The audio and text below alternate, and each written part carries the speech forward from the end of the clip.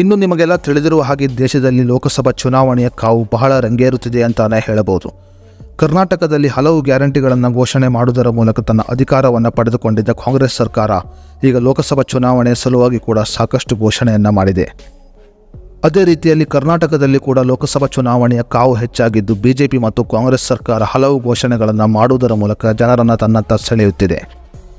ಲೋಕಸಭಾ ಚುನಾವಣೆಯ ಸಲುವಾಗಿ ಮಹಿಳೆಯರನ್ನು ತನ್ನತ್ತ ಓಲೈಸುವ ಕೆಲಸವನ್ನು ಮಾಡುತ್ತಿರುವ ಕಾಂಗ್ರೆಸ್ ಸರ್ಕಾರ ಮಹಿಳೆಯರಿಗಾಗಿ ಇನ್ನಷ್ಟು ಘೋಷಣೆಗಳನ್ನು ಮಾಡಿದೆ. ಕರ್ನಾಟಕದಲ್ಲಿ ಅಧಿಕಾರವನ್ನು ಸ್ವೀಕಾರ ಮಾಡಲು ಕಾಂಗ್ರೆಸ್ ಸರ್ಕಾರ 5 ಗ್ಯಾರಂಟಿ ಘೋಷಣೆಗಳನ್ನು ಮಾಡಿದ್ದು ನಿಮಗೆಲ್ಲ ಗೊತ್ತೇ ಇದೆ.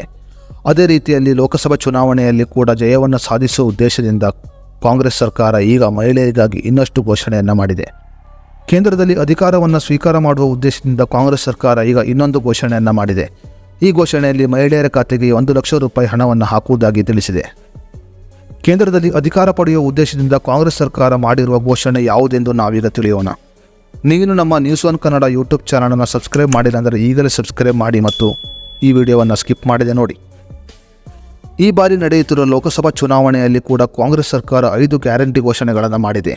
ವಿಧಾನಸಭಾ ಚುನಾವಣೆಯಲ್ಲಿ ವಿಶೇಷವಾಗಿ ಶಕ್ತಿ ಯೋಜನೆ, ಗೃಹಲಕ್ಷ್ಮಿ ಯೋಜನೆಯನ್ನು ಮಹಿಳೆಯರಿಗಾಗಿ ಪರಿಚಯಿಸಿದ್ದ ರಾಜ್ಯ ಸರ್ಕಾರ ಲೋಕಸಭಾ ಚುನಾವಣೆಯಲ್ಲಿ ಕೂಡ ಮಹಿಳೆಯರಿಗೆ ಆರ್ಥಿಕ ಸಹಾಯವನ್ನು ಮಾಡುವಂಥ ವಿಶೇಷ ಸೌಲಭ್ಯವನ್ನು ಘೋಷಿಸಿದೆ.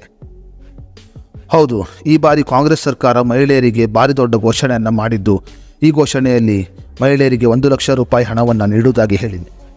ಹೌದು, ಕೇಂದ್ರದಲ್ಲಿ ರಾಹುಲ್ ಗಾಂಧಿ ಸರ್ಕಾರ ಅಂದರೆ ಕಾಂಗ್ರೆಸ್ ಸರ್ಕಾರ ಅಧಿಕಾರಕ್ಕೆ ಬಂದರೆ ಮಹಿಳೆಯರ ಖಾತೆಗೆ ನೇರವಾಗಿ 1 ಲಕ್ಷ ರೂಪಾಯಿ ಹಣವನ್ನು ಹಾಕುವುದಾಗಿ ಕಾಂಗ್ರೆಸ್ ಘೋಷಣೆಯನ್ನು ಮಾಡಿದೆ. ಕಾಂಗ್ರೆಸ್ ಸರ್ಕಾರ ದೇಶದಲ್ಲಿ ಅಧಿಕಾರವನ್ನು ಸ್ವೀಕಾರ ಮಾಡಿದರೆ ವಾರ್ಷಿಕವಾಗಿ ಮಹಿಳೆಯರ ಖಾತೆಗೆ 1 ಲಕ್ಷ ರೂಪಾಯಿ ಹಣವನ್ನು ಜಮಾ ಮಾಡುವುದಾಗಿ ಘೋಷಣೆಯಲ್ಲಿ ಹೇಳಲಾಗಿದೆ. ಗ್ಯಾರಂಟಿ ಘೋಷಣೆಗಳ ಮೂಲಕ ಮಹಿಳೆಯರನ್ನು ತನ್ನತ್ತ ಓಲೈಸುವ ಕೆಲಸ ಮಾಡುತ್ತಿರುವ ಕಾಂಗ್ರೆಸ್ ಕೇಂದ್ರದಲ್ಲಿ ಅಧಿಕಾರವನ್ನು ಸ್ವೀಕಾರ ಮಾಡುತ್ತಾ ಎಂದು ಕಾದು ನೋಡಬೇಕಾಗಿದೆ. ಕಾಂಗ್ರೆಸ್ ಸರ್ಕಾರ ಮಾಡಿರುವ ಈ ಗ್ಯಾರಂಟಿ ಘೋಷಣೆಗಳ ಬಗ್ಗೆ ಮತ್ತು ಕೇಂದ್ರದಲ್ಲಿ ಯಾವ ಪಕ್ಷ ಅಧಿಕಾರವನ್ನು ಸ್ವೀಕಾರ ಮಾಡುತ್ತದೆ ಅನ್ನೋದರ ಬಗ್ಗೆ ನಿಮ್ಮ ಅನಿಸಿಕೆಯನ್ನು ನಮಗೆ ಕಮೆಂಟ್ ಬಾಕ್ಸ್ನಲ್ಲಿ ತಿಳಿಸಿ.